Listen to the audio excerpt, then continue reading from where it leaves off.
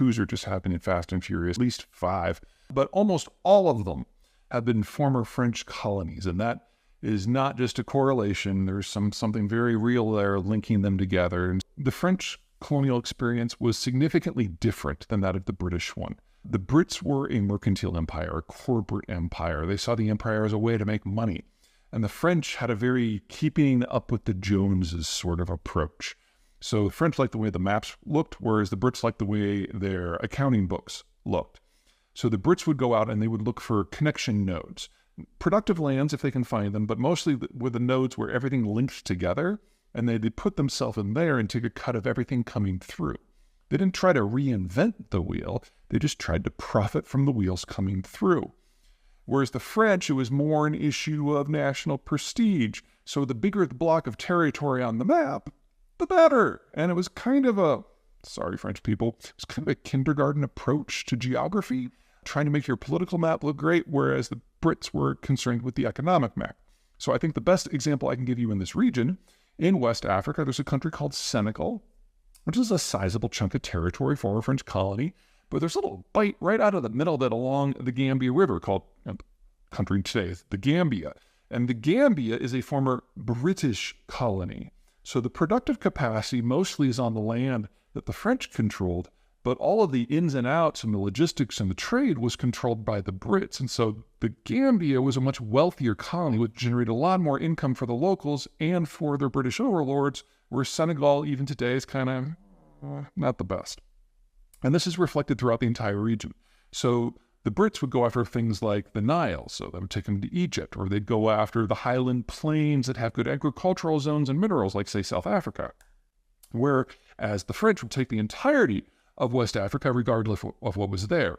So a lot of the French territories are in a place called the Sahel, which is where the desert of the Sahara starts to get a little bit of moisture. And so, you can have some people and then transition into the rainforest. It's that transition zone that economically is subpar, and based on climate shifts, whether from human-made climate change or things going back, it moves what areas are dry and wet. So the French were able to take control of it very easily because the local populations were, in many cases, nomadic, but they never had dense population patterns. They never had a lot of cultivation. They never had a lot of mining. They never had a lot of wealth, but the French could control it.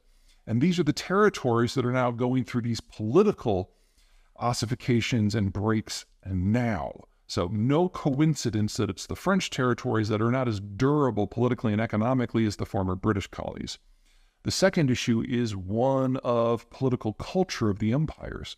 Since the Brits were primarily concerned with the income that they could get, they did not want to disrupt the initial, original political and economic classes. They just installed their colonial overseers as governors general above that and allowed the locals to run most businesses themselves, and the Brits just took their cuts. The French, no. It was about French control. So one of the first things that the French did whenever they came into a community is get rid, by death or otherwise, of anyone who was in charge, and then the French colonials would take over everything directly. They might not understand the local economy. They might not speak the local language, which could be a problem. But more importantly, it meant that when the French colonials finally did leave, they didn't leave a whole lot behind. I mean, the Indians will tell you no end of stories of how horrible the Brits were to them. There's a case to be made there. But the Brits never really disrupted the political leadership. And so when the Brits did leave, the Indians were perfectly capable of ruling their country themselves. In the case of the French might have helped set up a specific group to take over when the French left, but that group, because it was handpicked, would probably be resented by everyone else who was there. And by the time you fast forward to the 2020s, some of these dudes have been there for 50, 60 years, or they're the sons of the original deputies, and the locals don't think very highly of them. And so they're getting offed. In this sort of situation, the French have gotten pretty good at interpersonal relationships. And they're very comfortable at backing the big man who's in charge of everything. But because they never got into that kind of societal management of the British, they're not very good at providing the support mechanisms, aside from, say, guns and intelligence, that are necessary to allow these big men leaders to actually run their countries in a capable way. So you have a coup, the whole institution of government fails and is replaced by something else. It becomes very much a blank slate. Now, in blank slate scenarios, it's fairly easy for an outside power to come in, get them on the ground floor with something new, and try to usurp French power a little bit, because the French power got wiped away when it got turned into a blank slate. And this has provided significant opportunities for, say, the Chinese and the Russians to go into an area where they were never the colonial powers, where the historical experience is minimal, and actually make some real gains. But this is temporary. It's a blank slate. Nothing is established. And the French are still much closer. And the local language is typically French. And you're dealing with an environment where the French know how to play this game. Because if it's someone else's institutions, the French are perfectly capable of coming in and making their own blank slate. Remember, the French are much less squeamish than the Anglos about things like suitcases of cash and assassinations. And so what we're seeing right now is the French are trying to decide their plan of attack. Do they want to wipe out the people who wiped out their people? Double blank slate. Or do they just want to see if these people can successfully consolidate, in which case they go in with that suitcase of cash? Or are the French or the Chinese going to get there first and set up their own institution, in which case the French have to come in and assassinate someone? These are all viable options from the French point of view. But perhaps the single most important thing that people miss when they're looking at the French and their former colonies is because the French ran their empire as basically a giant ego-stroking machine as opposed to a money-making machine. That means that they don't actually have significant national interests in most of these countries.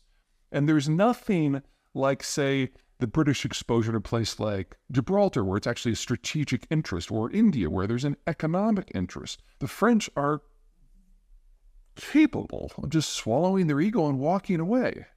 But I think the most important thing to think about here is the French are much more comfortable in this environment. They know how to manipulate it. They're better at assassinations if they don't like the way it's going to go.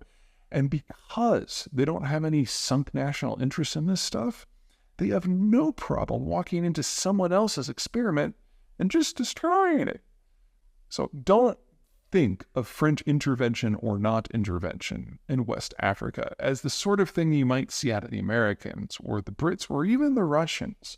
The sunk costs here are low, and that makes the French perhaps the most interesting thing that can happen in an international tussle.